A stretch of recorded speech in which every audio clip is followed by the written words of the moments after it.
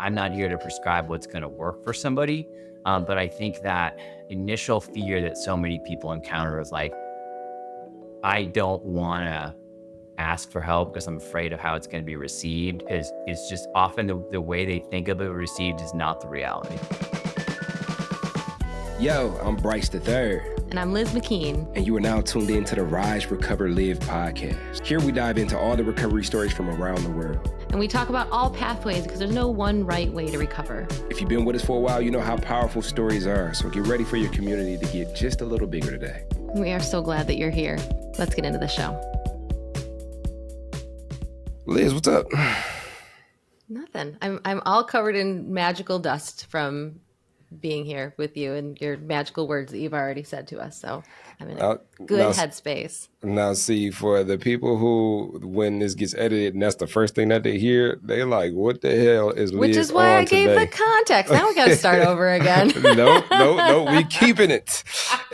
And you got the fairy lights up in the back too. I was trying to make the connection. See, I was trying to do a thing. Oh, sorry, folks. It's our first day. It'd be like that. So what do you think consciousness is? Now, see, when we was off camera, Liz was telling our guest, just giving them a spiel about what it is that we do when we first get started. She was like, we shoot the breeze a little bit. We may talk about the weather. No, what do you think consciousness is? Huh? Let's dive right in, Liz. Well, that's a mean thing to do, but that's all right. We can still be friends. I think, I don't know. I'm actually thinking about that differently lately because I just heard. It might have been a podcast, and it was someone talking about how she suffered from this is going to go way too deep. I'm go quick and then we're going to move on. Just do it. All right. So she had suffered from a stroke when she was young, and she's completely fine now, like fully recovered, like super, and she was very grateful.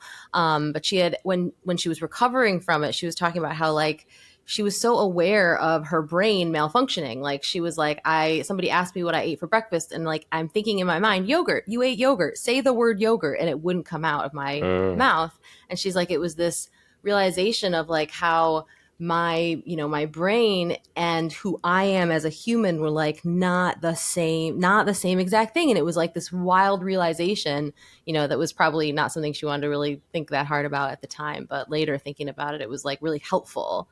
We say like, we are not our thoughts, or it's just, that's hard to understand. But then that was a real tangible way of looking at it. Anyway, that's how I'm thinking about consciousness right now, which is not super clear, but interesting way to start the podcast. I was actually joking to begin with, but I feel like that's a conversation tree that we can go down a deep hole. I know, that's but we will not, because we got guests at the house today. Brush off the magic dust. So this is the point where Liz asks me how I'm doing, or asks me a question that's equivalent to what do I think consciousness is, but I will just go ahead and lob it back to Liz instead of doing that so we can make room for our guest today. I brought out the good china. I set the good china out. I took the plastic off the couch. Who do we have with us in the crib today? Liz. We have the lovely and patient Rob Baumgartner, who is a longtime team member, volunteer, and staff member with the Phoenix. And he now serves as the regional manager for the Mountains and Plains states. And that's his title, but there's so much more to him. And he's just a wonderful human that I have not worked with nearly as much as I actually wish that I had. But every time I get to spend any time with Rob, it's a delight. So I can't wait to learn more about him today. So Rob, welcome. Thank you. How are you doing? I'm doing all right today. Nice. To be on here. That's good to hear. It's great to have you on here. And for those watching YouTube, and even for those who are not watching YouTube, I'll narrate for you. Rob apparently owns more guitars than I've ever touched in my entire life. Are you big into music? Do you play any of those guitars? This is going to start off a nice and embarrassing note, which is that during COVID, I decided to get into playing guitar. My brother had given me an old one, his first guitar he had in high school, and it was sitting around. So I started playing that a little bit and got on to some online lessons, and eventually bought myself an electric guitar. The ones you see sitting behind me are ones that I inherited from my father-in-law, who was selling off his collection and decided to give me a few. So while I have played guitar a little bit a few years ago, it's been a few years since I picked one up. Yeah, those are No, mostly that's just nice decorations. They make the room look nice, though. Yeah. it does. It's like, and if you're watching on YouTube, it's like your head fits directly in between the two guitars. So it's just like I can't help but to focus on the guitars. Like it's like, okay, you gotta have music on your mind. Now I wish I played. Yeah. I mean, no, you could have just said you did. And honestly, you do. Like the fact that you learned, that's a thing. Like you have played, and so you're as much of a player as you want to say that you are, and you can always go back to it. You'd probably be Hmm. amazed if you pick one up too, how much you like retained. I think a lot of us throughout COVID picked up a lot of things, and it's like I just need something to do. I need to knit. I need to make sourdough bread. I need to pick up a guitar, and we can tend to like affiliate it with that time, which was a weird time to begin with. But Right. some people have revisited some of those things. Like actually, I do like the crochet. Or, I remember quite a few things too. I mean, I was in a deep dive because I ain't had nothing else to do, but I still kind of have an affinity for it. Yeah, I've picked them up a couple times since then, but it's been a little frustrating that I don't have the blisters or I don't have the calluses on my fingers anymore. They start hurting right away. Oh Yeah, my man. gosh. That's amazing. Guitars are because you do got to like build that like that hardness on your fingers when you play them. Yeah, Otherwise, like it that feels real first week sensitive. is a lot of pain. Yeah. Yeah, yeah. Similar to that first week sober for me. Look at the transition Uh, skills. I love Nah, it. I mean, and that's what we do here. That's we talk about the experiences that we've had, how they built us, what they turned us into, how they mold us into the people who hang guitars that we don't play on the wall, and but yeah. So I know the way so you work for the Phoenix, I and sure do. Yeah. this is a podcast that is supported and held up by the Phoenix. So there's a lot of relation that the work that you do has to how the show runs. But what like motivated you to reach out and say, "Hey, I want to come through, share my story, kick it with you all, and use this platform." Yeah, I mean, I've listened to a number of episodes of the podcast, and I just think it's so interesting how everybody's got their own sort of story to tell with Phoenix, and I guess I'm just one of 600,000 at this point. But I've also been witness to a lot of those other people's stories early on in the journey when I was directly instructing for many years, and so yeah, just thought might be interesting and interesting to other folks to hear a little bit about me. Um, Yeah. I'm just like chatting with the two of you as well. Yeah, Amazing. from what I know about you, just from proxy, just from seeing you in different spaces and watching you from afar, you seem to me to be somebody who is big on support, on showing up, especially in the spaces of helping other people lean into the story of who they're seeing themselves to be today. Within the space of recovery or within the space of like learning how to live a different lifestyle. And I know oftentimes when we see ourselves as that support, we can also put our story kind of on a back burner. Like our story isn't as important, or this is about you, not about me. And I'm really curious to like learn a little bit more about you, and what even led you to being a person who is service oriented in a way that it seems that you are from afar. Yeah, yeah. I mean, I've got a long history with Phoenix, and the service has been a part of it since almost the beginning, right? So Hmm. I got sober in 2007 when Phoenix was just a brand new organization. I think there'd Infant. been Yeah. 159 people who had signed up as members when I signed up. So I joined in early 2008. I heard about it in the newspaper. My father's girlfriend shared an article with me that I think was in the Denver Post, and it was brand new.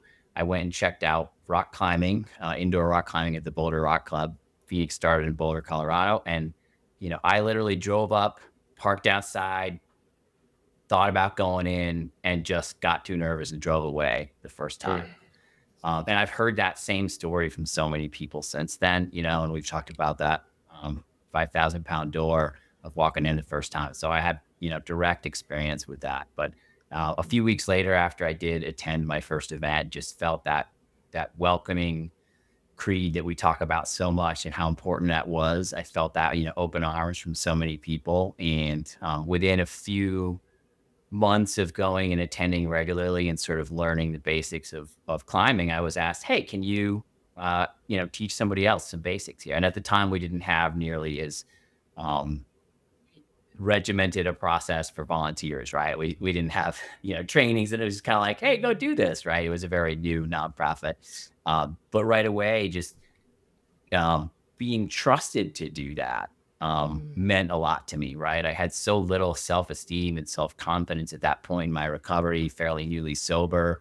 I think that was just, part of who I was and probably part of the reason I drank in the first place, too, right? I'm sure that's a story for so many of us. And just having somebody ask me that, I was anxious, I was nervous. Can I do this? Can I trust myself? But, once I started actually trying to show somebody some basic skills, I was like, oh, I do know how to do this. And that has just been such an important part of my journey with Phoenix, is just over and over again being shown that um, yeah, I don't necessarily believe in myself to do something, but when I'm asked to do it and I have to step up, I find that I can. And then being Mhm. able to give that to other people, whether that's the skill of climbing or just the skill of self confidence, right? Yeah, that's huge.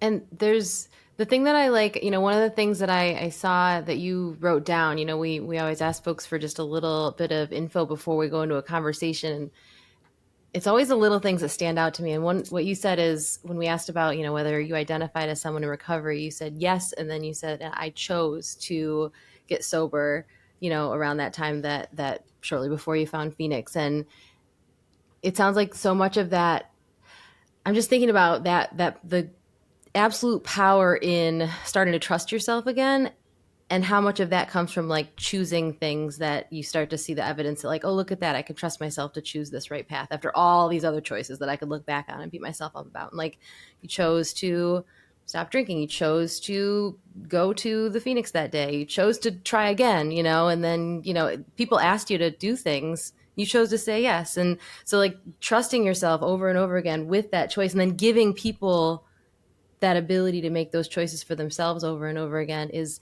I mean, what a way to show people you believe in them, by saying, like, do you want to do this? Like, you can choose. I feel like that's huge. Yeah, so much of it is just demonstrating that little bit of trust in people, right? Yeah. And yeah, I mean, it's a choice, right? But sometimes for many of us who've chosen sobriety, it doesn't feel like a choice at the time, right? There's Right. so much other things going on, or it's such a drastic thing. And for me, it was a pretty bad car accident where I finally realized, like, man, I've done this too many times, and if I keep drinking, I'm going to die. Yeah. And so it just felt like such an obvious choice, I guess, that it no longer felt like a choice in a sense. But I think, yeah, empowering other people to make those choices, whether that's, when you're teaching climbing, right? You say, like, people say, "Oh, I'm not sure I can get up the wall. I'm nervous to try this." And so you just say, like, "How about we just go up 5 feet and hang on the rope?" Right? Yeah. Just like get up to waist level with your feet and sit back there even. And people can choose to do that or not. But often when they do and they realize they have a little bit of trust in the system and in the person they're talking to, they can make that choice to keep going up the wall. And sometimes they get to that top on their first day or their first try, even though they were really nervous or really sure they couldn't. Yeah. I Yeah. think I think like I don't know. This season of my life, I'm really paying attention to how important people are to my process. And when I first came in, there were a lot of people who one had things internally that I didn't possess, and just them being who they were an example of what it was that was possible for me. But like on top of that, like they looked at me like what they had was possible for me, and so I had to like borrow their perception of me. I would see their eyes and see that they had like belief in me, and it's like, okay, well, if you think I can do it and you've done it, then let me at least try. And then on top of that, they were willing to like help me and show me. Mm. And when I think about when I think about when I think about like climbing is a very, I guess, a very people centric practice. like you got to have somebody, like you got to put faith in somebody to belay and hold you Ooh. down when you go up to the top. And if you don't believe in yourself, like you could look at that person who's got your back. One, you got to put faith and trust in somebody else to like have your back. But two, like to have that conversation with somebody that believes in you, you know, to get you at least 5 feet up off the ground, is transformative. Were you climbing before sobriety, or was that like something that you took up once you got sober? Yeah, great question. Yeah, I love that phrase about was it borrow somebody else's trust in you or faith in you? I really like that. Yeah. No, I was not a climber before sobriety. I was a fairly active person. I grew up in Boulder, at least since I was 12, and it's a big climbing town. So I saw people climbing, and it was something I was interested in trying. I remember thinking about it in college and just never made it a high priority. You know, when I had that $100 for a climbing lesson, it got spent on something else. And so that's another great reason why it's awesome that Phoenix can offer it for free. But no, I was not a climber. It was something I was interested in and had never tried. And I mean, I still remember that first time climbing at the Boulder Rock Club. I got paired off with somebody, and you know, having a little bit of that thought, like, who is this person I have to trust? That, you know, it maybe is recently sober themselves. Like, I don't really know this person, but if they can show you, you know, walk you through the systems and give you enough faith that they understand and they're doing those things safely, you know, eventually I just said, okay, here we go. Right. And being able to do that for other people over the years as an instructor for Phoenix meant a lot to me. But also, yeah, that partnership of the rope as you start, you know, advancing in your climbing, that goes from climbing in a gym to potentially to climbing outside to maybe climbing bigger walls. And the person that you're with on that journey, and having that trust, it just becomes so important. Um, you know, that ability to trust in another person is such an important key piece of recovery too, right? It's like often our own decisions have led us to a bad place, and we need to ask other people for help. And so, you know, there's a lot of metaphor there in that. And, you know, over the years, almost all of the people I've climbed with and have been people I've met through Phoenix, right? So, you know, that's been dozens and dozens of people, but it done some pretty adventurous climbs, and those are all people I met through Phoenix one way or another. Whether they're still going to Phoenix or not, those are people, that's how I met them, and you know, are other people in recovery. So that's just great to have that whole thing tie in together. When you say adventurous climb, like what is, because we've had some pretty adventurous people on this show with some crazy stories. What's like a crazy climb that you took on?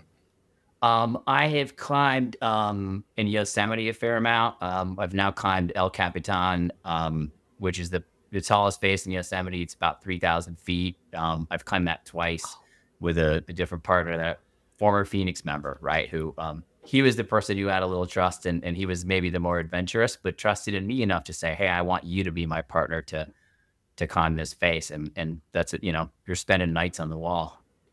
Mm, mm.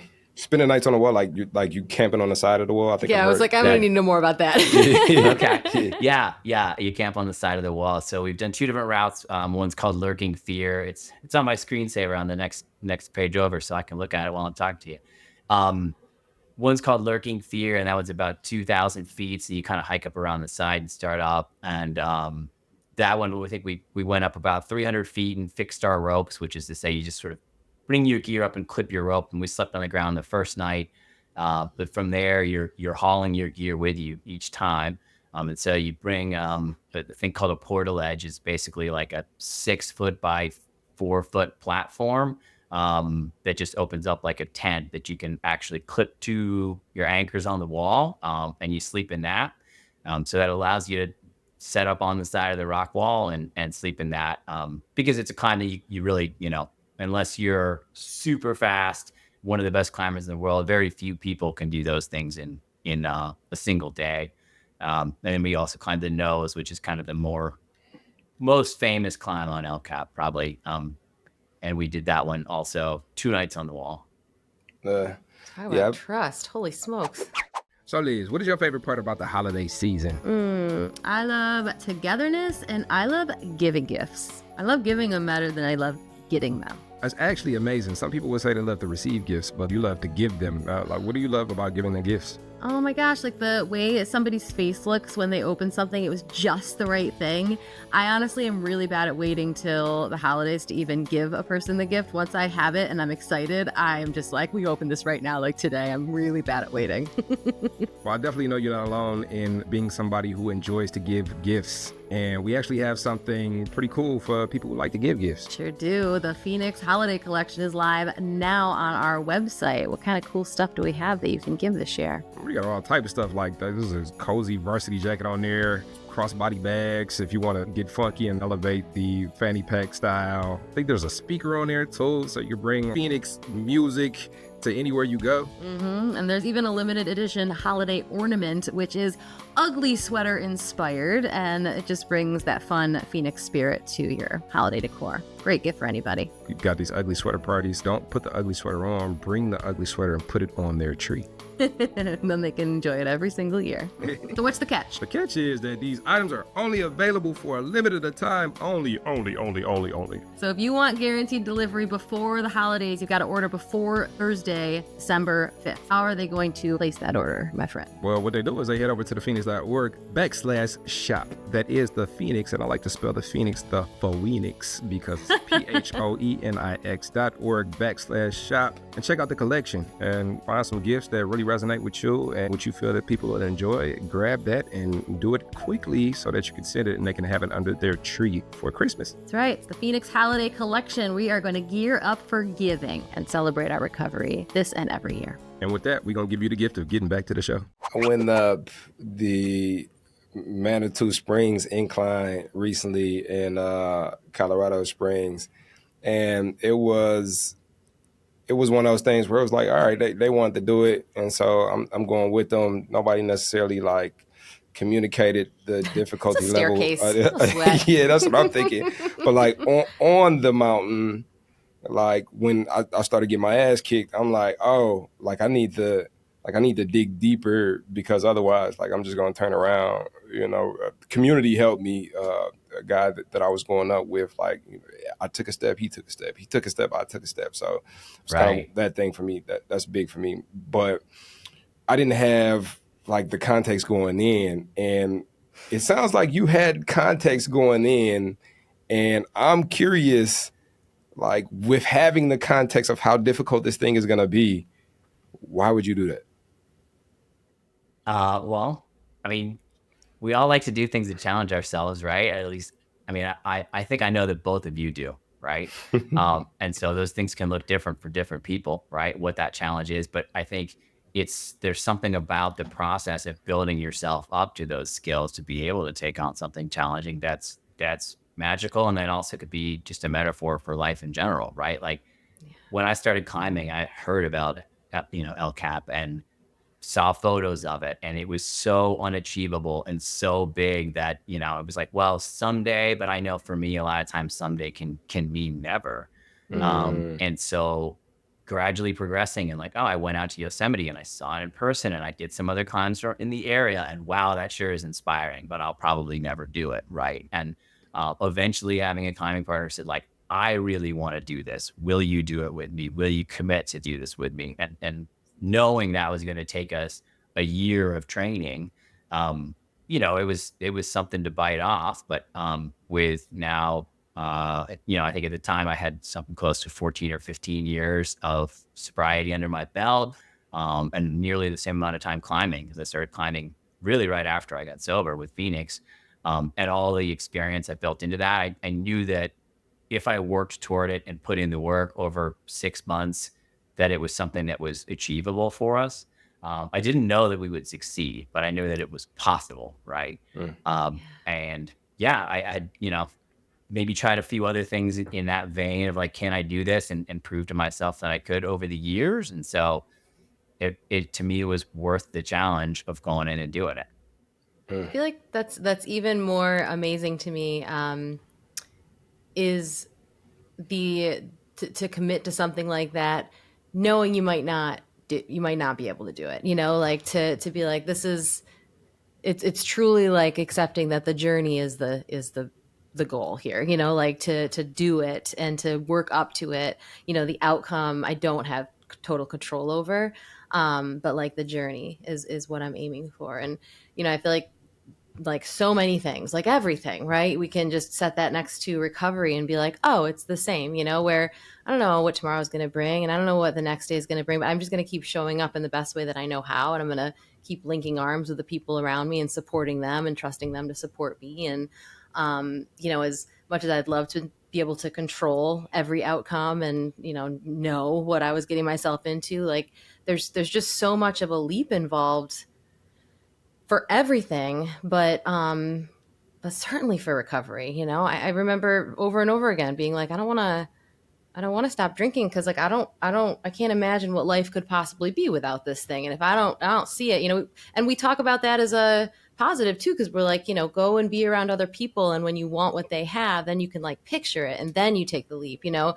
But I also there's no way to really know that you're going to be able to get that. Like there's no way. And so to take the leap, whether it's I'm going to commit to being able to do this climb, knowing it may or may not be achievable, or I'm going to commit to, you know, being sober when I go to bed tonight, you know, knowing that like you just have no, whether we even get to our bed tonight is always never like guaranteed, is a real, I don't know. It's just a vote for for our own humanity. And I think it's the reason we do all the things that we do at the Phoenix, you know, the reason we challenge ourselves. And that in itself is just evidence of our strength, and certainly strength that I don't think is necessarily shown to us when we think about recovery, when we think about addiction, you know, and as a society, we don't think like these are freaking strong ass people. These are people taking leaps of faith every day.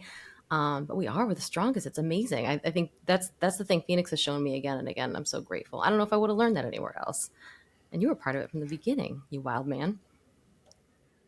Yeah, I mean, there's a lot of parallels there, right? Like you're not going to achieve long-term sobriety if you don't try to stay sober today, right? And like just start with that first step. And you're not going to climb El Cap if you don't step into a climbing gym and start working on it, and then eventually step onto the wall itself and see what happens, right?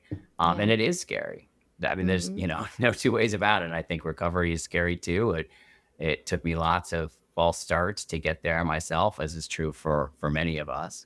But eventually I realized that it was worth the challenge, and would enable me to do so many other things in my life that I had dreamed about that weren't going to happen. Because I can promise you I would not have climbed El Cap if I were still drinking, right? Yeah. There was a definite that you do know what the outcome is typically. If it's like, I'm going to keep doing this, and these are the things I know that are just not going to be available to me. It's very true. And it's a bit of like control in that, you know, like it's which can be considered to be safe. It's like if I can control and predict the outcome of this thing, then, you know, at least I know that this thing will continue to be what it is.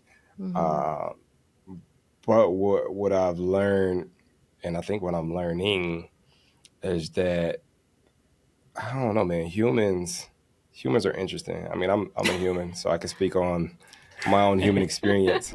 But it's like if fulfillment more often than not for me comes from challenges, from challenging myself. Interestingly enough, because humans also tend to be on the side of perseverance, I don't often want to challenge myself. So I'll find myself in these ruts, like I'm not fulfilled, but I don't necessarily feel like I want to push myself. And then that's where, like, at least for me, like other humans come into play because I get myself around other humans who are pushing themselves in different ways. And then it encourages me, it gives me motivation, and also gives me a bit of accountability, especially like when I make friends and like, what are you doing? And, you know, I say I'm gonna do it. And then, you know, they're calling me the next week, like, so did you do it? It's like, no, man, stop calling me. But because I treasure those relationships and I put myself in a position to be accountable.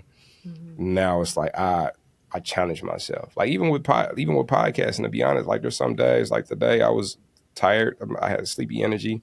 I didn't necessarily feel like recording, but because I know Liz is going to be in this room waiting on me, like I'm gonna show up, and that's how we support each other. And then now that I'm podcasting, Rob, you've said multiple things that like I need to hear in my life right now, and so your journey impacts me in a way that like pushes me to push myself, and that's just from you existing, you know. Yeah, there's uncertainty in everything we're going to step into, but it's great to know that when we're willing to take those risks, we can help other people and inspire other people, show that trust in people that they've shown us. Mm-hmm. That's just such a huge part of what Phoenix does and what it's meant to me is that believing in people until they believe themselves, right? Hell Mm. yeah. And then in that belief, I feel like you see people transform, you see people evolve into a more capable, fulfilled, impactful version of themselves. Mm. And like I'm curious, like when you do something like climb El Capitan, which by the way, the only reason I know that is because of the screensaver that came with my MacBook. Like it's like the El Capitan screensaver. That's the So only. you got That's a the picture of closest it I've too. been to that mountain. His screensaver is like your guitars. It's like kind of just decoration only, an aspiration. For sure, Right. for There you sure. go. But when you do something like that, afterwards, what is that process like? Like, oh damn, I did that. Like, The who do you reflection. who do you become, and what has that experience been like for you specifically? Yeah, that's a good question. I think there is definitely a lot of power in accomplishing something you didn't think you could do, right? Mm-hmm. And I've seen that in myself, dozens and dozens of times over the years in recovery, and that's maybe the most prominent example in my life. But also see that in other people. People I work with, my staff, the people who report to me, the volunteers that they work with, the team members that they work with, and seeing that at every level of the organization and the time that I've been here too has been pretty magical, right? I mean, I taught climbing to um probably 5 to 10,000 people I did intro clinics for in my early years at Phoenix 'cause I was an instructor for just Mm. years and years, and I still get to do it once a year on our annual Moab retreat, and I love doing that. I love working directly with our members. It's not something I get to do as often as I once did, but seeing that light flip in somebody of wow, I'm truly capable of something I didn't think I could do. And that couldn't just be, a person who's in treatment getting to the top of that wall. But Mm-hmm. because you're talking to them, they also don't quite yet believe that they can achieve sobriety for any length of time, right? They've tried and they've never quite made 30 days and all these milestones and you help them up to the top of that 20-foot wall that first time and they're like, wow, and just the switch flips. um, I just think that's such a powerful experience to see, and it can happen at so many different levels, right? That could be a physical change. That could also just be, a professional thing too, right? That script of that belief in people till they believe in themselves. I've seen that as a metaphor for my career at Phoenix too, because all I wanted to do at first was just teach climbing, right? It was like I didn't think I could supervise people or have any level of responsibility. And it was asked of me a few times, and I thought, yeah, I don't think I can handle that, right?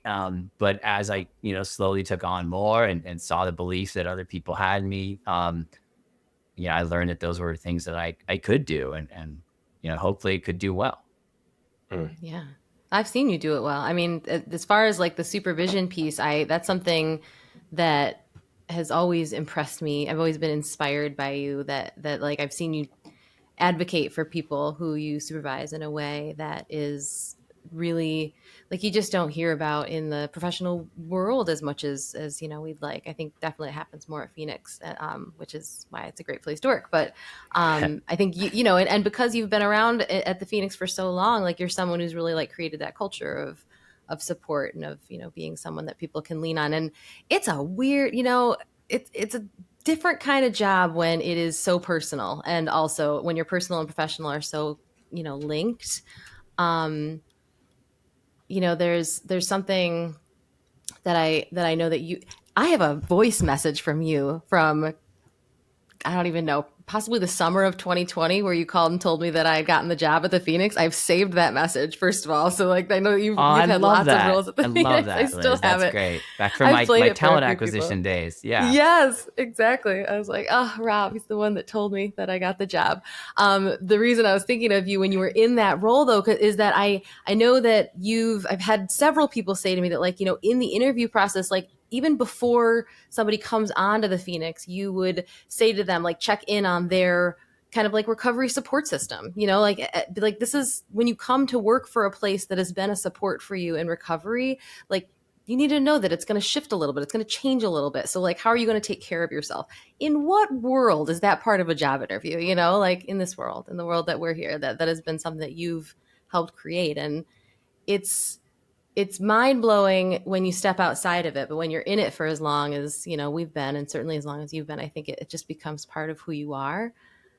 But I think of like the stigma that is out there of like addiction and recovery and things. So for it to be just such a part of how we do life and the way you do work, I mean, that's what smashes it, and it's amazing. So anyways, I don't have a great question here, but I if you do. have, okay, cool, go. Because somebody make me stop talking. So what does your recovery support system look like right now, Rob? There you go.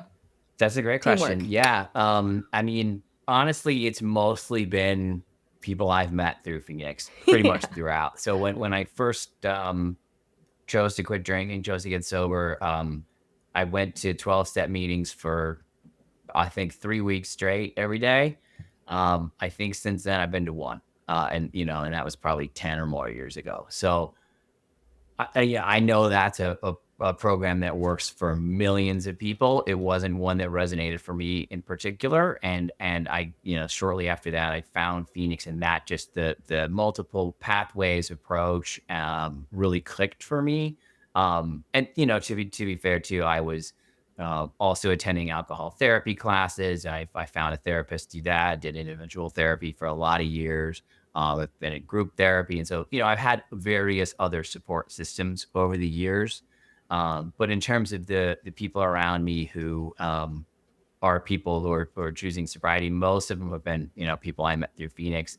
It also turns out too, just I have a very close friend group of people I've known for over 30 years, people I went to high school and college with, that I stayed in touch with over the years. We just have an email chain of like 8 of us where we just hit reply all that's been happening since like 1999.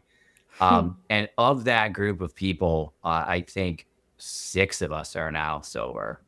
There's, Wow. A group of us that just, I think, partied a little too hard in high school and college together, and all kind of paid the price. And over the years have had, make this decision. But that's been great to see and be part of. I was second in that group to make that decision, and I like to think I've helped be an influence on other friends of mine, that they too could choose recovery. So that support is a two-way street, right? That can be, like you say, it's giving back to other people, is also receiving support in its own way. Yeah, you got somebody listening to this episode that maybe found this show from seeking support, but has been that person who's pulled up or thought about pulling up, but hasn't turned around and is trying to build up the courage and the strength to ask for help. What would you tell that person? I would tell that person that there are people out there with open arms who will welcome you when you ask for help. I think for folks, the hardest part is often picturing that, and that stigma that underlies it. It is still pervasive in society, and I think it has, changed and gotten a little bit better over the years. I like to think that Phoenix has been part of that, but it still exists. I noticed at one point. I think this was during COVID. Also, I was watching a lot of TV, as most of us were, and going back and watching old shows. And I thought to myself, man, if you see a character, you learn about a character, they're in recovery on a TV show, they will relapse. Like, there's one exception I can Always the think of, which story. was Sam Malone on Cheers in like the 80s, right? Like that was the only person I could think of, a TV character who was like known to be in recovery who never relapsed as part of the plot. Um, and people just expect that, and sometimes that is part of recovery. But I think there's this picture painted of what recovery is going to look like that can often be um not what the reality is for folks, right? And folks are so afraid to ask for help, I think often because they just don't know how it'll be received. But they can find that in so many different places. Maybe that is the 12-step room, right? You will find that welcoming there. You will find it through various groups you can find on the Phoenix app. You will find it at a Phoenix event. And there's a lot of other avenues, right? Recovery Dharma. And like, I'm not here to prescribe what's going to work for somebody. But I think that initial fear that so many people encounter is like, I don't want to ask for help because I'm afraid of how it's going to be received, is just often the way they think of it received is not the reality, and when I made the decision, I remember going to tell my grandparents, who were then very elderly, that I had chosen sobriety, right? And kind of being in tears, and it was, I was ashamed.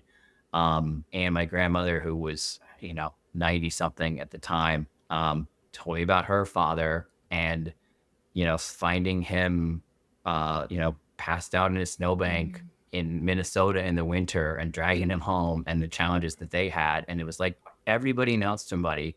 And she was proud of me for having made the decision, where I was like, here, like, oh man, I can't believe I had to tell my grandparents this, right? And instead it was like I was just welcomed with open arms. Now I know that's not the situation for everybody. Some people will face challenges with telling their family or friends, and so find that person who will support you first, and they're out there. Yeah. No, yeah, that's beautiful. That's beautiful. Yeah, my papa, man, I got sober, and he was always super intrigued with like the process, because he's a barber. His barbershop had got burned down during the Detroit uprising, and he was still cutting hair. So back when I had hair, he would cut mine. And, I'd come over and I'd be so zooted that like I'd be passing out in the chair. And, he really was like starting to like worry for me, be concerned. So when I told him I was getting sober, or I had gotten sober, he was like, like he's always been the biggest cheerleader in the world. And about a year into sobriety, because I was smoking cigarettes too. A year into sobriety, I had quit smoking cigarettes because I'm like doing this active stuff. I'm punching a bag, and then I get out the gym, and then I'd hit a cigarette. Like, that was a good workout. And it's like, this does not make any sense. So I quit cigarettes, and at that point, my papa was still smoking cigarettes. And when I came over, I think he asked me for a cigarette or something like that. I'm like, I don't smoke no more. And he was like, he was like, what? And not soon after that, and he'll be like, I don't know, he's like 1,000 years old. But at that point, he was like 70, 75 or something like that. Like a 75-year-old man. He quit cigarettes too. So we quit cigarettes together. And so you never even know awesome. The impact that the way that you move for yourself will have on the people around you. Absolutely. I think this has been a wonderful episode, Rob. We definitely appreciate you coming on and sharing your story. I got a lot of nuggets to take into my own life, and I think a big chunk of what it is that I've taken from this episode is just the power of people, believing in people, the power of community, the power of what it is that I can become hand in hand with others who are working on becoming who they're becoming. Mm-hmm.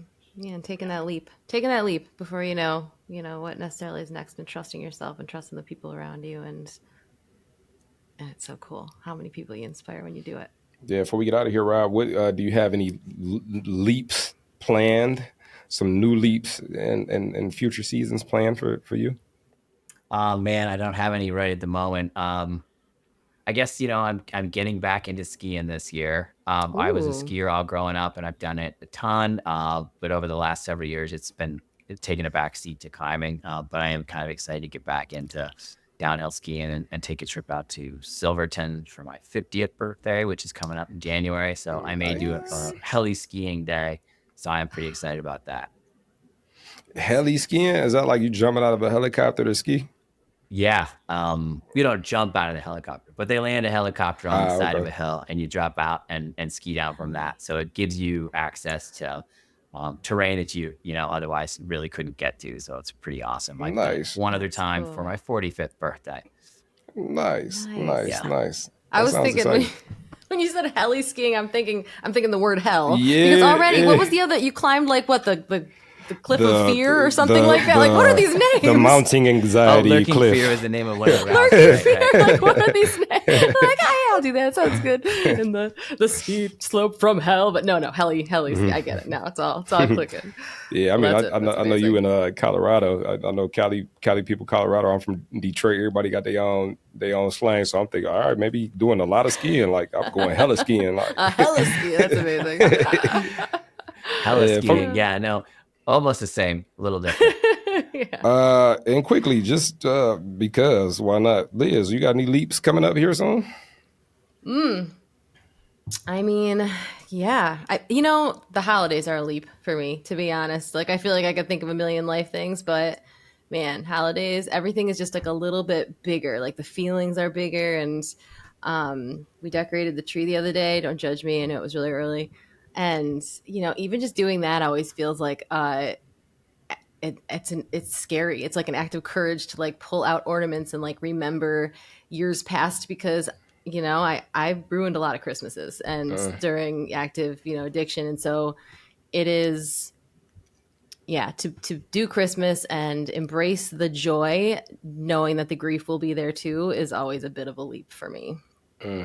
Yeah, I was on the phone with Liz about 2 weeks ago, and she had her Christmas tree up. She's been doing That is she been early. doing Christmas since July. All right, my husband, if you're watching YouTube, we got a lot of twinkly lights here. That's because my husband put them up because he knows I love them, and he also loves Christmas, so we put that up early. And I mean, if you're listening to this podcast, you can meet Billy via one of our earlier episodes. So he's a joyful guy. And we'll link that in the description wherever you find this podcast at. Why not? Yeah. So Yeah. this was dope. Thanks, Rob, for coming through. We hope Thanks you for all having me. listening enjoyed this episode and hop in the podcast, the Rise Recover Live podcast space in the Phoenix app, and let us know what are some big leaps that you're planning to take in your life. Do you have any? Have you ever thought about it? And if not, Gonna do did this hella make you think skiing? about it? You do hella skiing? Are you going to climb the mountain of rising death anxiety next month? We are brave. We can do hard things. You sure can. And if you made it this far, man, we love you. If you didn't make it this far, we love them too, but they just can't hear me say it. And we will catch you on the next episode of the Rise Recover Live podcast. Bye-bye.